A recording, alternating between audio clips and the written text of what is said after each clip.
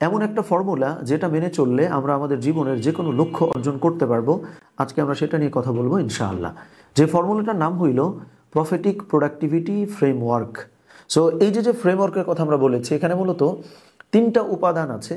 এই 3টা উপাদান সম্পর্কে জানাটা খুবই জরুরি যদি আমরা এই ফ্রেমওয়ার্ক বা এই ফর্মুলাটা ব্যবহার করে আমরা আমাদের জীবনের যে কোনো লক্ষ্য অর্জন করতে চাই। তো চলেন আমরা 3টা উপাদান বা 3টা শব্দের সঙ্গে পরিচিত হই, যেটা আমাদের প্রফেটিক প্রোডাক্টিভিটি ফ্রেমওয়ার্কের আন্ডারে পড়ে। সো 1 নম্বর ওয়ার্ড বা 1 নম্বর উপাদান হইল পারপাস, 2 নম্বরটা হইল ফোকাস, 3 নম্বরটা হইল ইনফ্লুয়েন্স। প্রত্যেকটা নিয়ে আমরা এখন বিস্তারিত বলবো ইনশাআল্লাহ। 1 নম্বরে আমরা যে পারপাসের কথা বলেছি, সহজ করে বোঝানোর জন্য বলা যায় পারপাস হইল জীবনের যে কোনো একটা লক্ষ্য বা একটা উদ্দেশ্য বা বড় একটা ওয়াই। মানে আপনি লক্ষ্য করবেন যে কিছু মানুষ সে জীবনে যেখানেই যায়, এখানে যে কোনো একটা বিষয়ে সে আলোচনা শুরু করে দেয় যে আমি এটা করতে চাই বা আমি হচ্ছে এটা করতেছি। এই যে ধ্যানে জ্ঞানে মনে চলতে ফিরতে আপনি কোনো একটা কিছু যাপন করেন যে আমি প্রত্যেকটা মানুষকে এটা জানাইতে চাই, আমি প্রত্যেকটা মানুষকে এটা করাইতে চাই, এই ব্যাপারটা হচ্ছে পারপাস।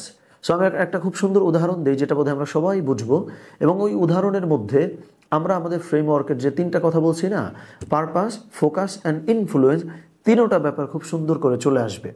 উদাহরণটা হইল 2024 সালের জুলাই অগাস্টের যে আন্দোলন বা যে বিপ্লবটা হলো আমাদের দেশে, ওই মুহূর্তে একটা ব্যাপার লক্ষ্য করে দেখেন যে আমি উদাহরণ দিয়েই বলি, ধরেন আপনার কথাই আমি বলতেছি বা আমার কথাই আমি বলতেছি যে আজকে আমাকে যদি বলা হয় যে 10তলা বিল্ডিংয়ের উপরে আমি দাঁড়ায় আছি এবং হচ্ছে যে আমার থেকে একটু দূরত্বে আরও 10তলা একটা বিল্ডিং আছে, সো আমার 10 কোটি টাকা দেয়া হবে। আমাকে বলা হয়েছে যে আমি লাফ দিয়ে এই বিল্ডিং থেকে ওই 10তলা বিল্ডিংয়ের ছাদে যায় পড়ব, এবং এখানে কিন্তু দূরত্বটা অনেক বেশি না, মোটামুটি 50-50 চান্স আছে। হইতে পারে যে আমি লাফ দিয়ে অপর প্রান্তে চলেও যাইতে পারি, আবার হয়তো মাঝখানে পড়ে আমি মারাও যাইতে পারি। আমাকে 10 কোটি টাকা দেওয়া হয়েছে, আমি কি লাফ দিব? বা ধরেন আমি আপনারে প্রশ্ন করছি, আপনার 10 কোটি টাকা দেওয়া হয়েছে, আপনি কি লাফটা দিবেন? দিবেন না, কিন্তু আমিও তো দিব না। কিন্তু আমরাই জুলাই অগাস্টের ওই দৃশ্যটা আপনি কল্পনা করেন যে গুলি করে মেরে ফেলা হচ্ছে, একটাকে মারলে আরেকটা যায়, একটাকে মারলে আরেকটা আসে, একজন মারলে 10 জন আসে। এই ঘটনা জুলাই অগাস্টে আমাদের সাথে ঘটছে না? ঘটছে তো। কারণ ওই মোমেন্টে আমাদের কাছে পারপাসটা একদম ক্রিস্টাল ক্লিয়ার ছিল যে আমি জীবন দিয়ে হলেও এই যে যুগের পরে যুগ বা 15 বছর ধরে আমার কাঁধে যে জগদ্দল পাথর, আমি এই পাথরটা নামাইতে চাই, আমার জীবন গেলেও আমি সফল। সো যেই মোমেন্টে আমার সামনে পারপাস ক্লিয়ার, ওই মুহূর্তে আমার তো কোনো টাকাই দেওয়া লাগে না, আমি দেখতে পাচ্ছি লিটারেলি আমাকে একটু পরে মেরে ফেলা হইতেছে, ওই মোমেন্টে আমি ওখান থেকে সরছি না। ওই মুহূর্তে আমাদের দেশে কোনো মানুষ সরে নাই, এই কারণে কিন্তু জগদ্দল পাথরটা পড়ে গেছিল। কারণ ওই মুহূর্তে আমাদের পারপাসটা ক্লিয়ার ছিল। সেই আমাকে আপনাকে 10 কোটি টাকা দেওয়া হইতেছে, জাস্ট একটা লাফ দিব, 1 মিনিটের মামলা বা 30 সেকেন্ডের মামলা, বাট আপনি লাফ দিচ্ছি না। কারণ জীবনে যখন আমাদের ওই যে বড় পারপাসটা, কেন আমি আমার জীবনটা বিলায় দিব, ওই কেনটা ক্লিয়ার হয়ে যায়, চলতে ফিরতে ধ্যানে জ্ঞানে মানে সব সময় ওই ব্যাপারটা আমি লালন করতে পারি, ওই মুহূর্তে আমি এত ফোকাসড হয়ে যাই যে বন্দুকের গুলি আমার ওখান থেকে সরাইতে পারে না। সো এই যে দেখেন, আমি কিন্তু ফোকাসের কথাটা এখানে বলে ফেলছি, যেটা আমাদের ফ্রেমওয়ার্কের 2 নম্বর উপাদানের নাম ছিল কি? ফোকাস। তার মানে যেই মোমেন্টে আমাদের পারপাসটা ক্লিয়ার যে আমি লাইফে এটা করতে চাই, ওই মুহূর্তে চলে আসে হচ্ছে ফোকাস, মানে মনোযোগ। এত মনোযোগ দিয়ে ওই কাজে আমি নিয়োজিত হয়ে যাই যে পৃথিবীর কোনো মানুষ কোনোভাবে আমার ফিরাইতে পারে না, পৃথিবীর কোনো মানুষ কোনোভাবে আমার আটকাইতে পারে না, যেমনিভাবে জুলাই অগাস্টের গুলি আমাদের কাউরে ওখান থেকে সরাইতে পারে নাই। তার মানে লাইফে আমি যদি ফোকাস দিয়ে কোনো কাজ করতে চাই, আমাদের অনেকের কমপ্লেইন যে ভাই আমি মনোযোগ দিয়ে কাজ করতে পারি না, টাইম ম্যানেজ করতে পারি না, 2 মাসে একটা করি, আবার পরের মাসে আরেকটা শুরু করি, মন লাগায় কিছুটা আমি করতে পারি না।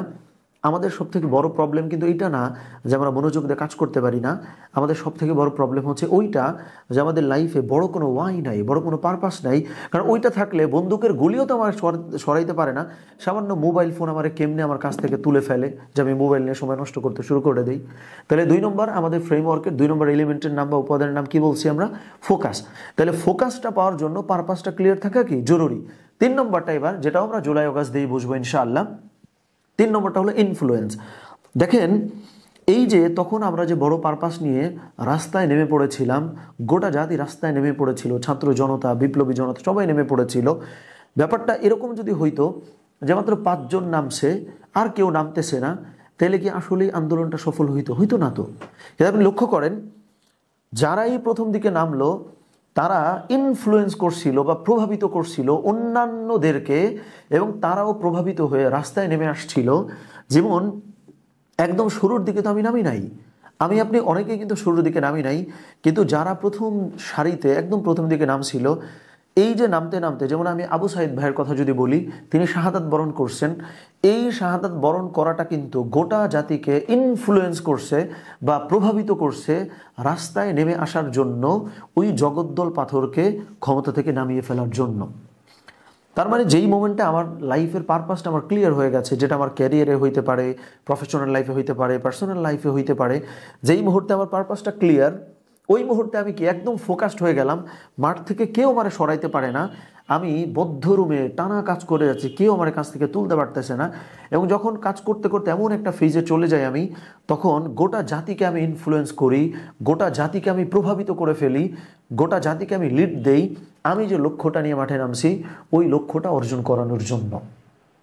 সো এটা হচ্ছে মূল ফ্রেমওয়ার্ক, যে লাইফের প্রথমত আমাদেরকে পারপাসটা বের করতে হবে। কিছু কথা হয়তো অনেক রিপিটেশন এসছে, বাট আমার খুব ইচ্ছা এই জিনিসটা আমি গোটা বাংলাদেশের প্রত্যেকটা মানুষকে বুঝাইতে পারতাম, যে ভাই বা বোন, লাইফের পারপাসটা আমরা ক্লিয়ার করে ফেলি, এরপরে এমনিতেই অটোমেটিকলি আমি ওখানে ফোকাস দিব।